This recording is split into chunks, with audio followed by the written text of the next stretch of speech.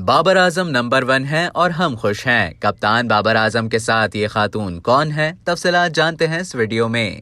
कौमी cricket team के कप्तान बाबर आजम और अलीम डार की भतीजी ज़ारा नईम की सेल्फी सोशल मीडिया पर गर्दिश कर रही है। ज़ारा नईम ने अपने ट्विटर अकाउंट पर बाबर आजम के साथ ली गई सेल्फी शेयर की है। ज़ारा नईम ने तस्वीर के साथ पैगाम में लिखा है कि बाबर आजम नंबर 1 हैं और हम खुश हैं। सोशल मीडिया पर गर्दिश करने वाली selfie ICC elite umpire Aleem Dar के बेटे के वलीमे की तकरीब में ली गई है। अलीम डार के बेटे के वलीमे की तकरीब गुज़श्ता रोज लाहौर में मुनक्किद हुई थी, जिसमें क्रिकेट टीम के कप्तान बाबर आजम समेत दीगर आला हुक्काम ने शिरकत की थी। कप्तान बाबर आजम तकरीब में लोगों की तवज्जो का मरकज रहे। शुरका उनके हमरा तस्वीर बनवाते रहे।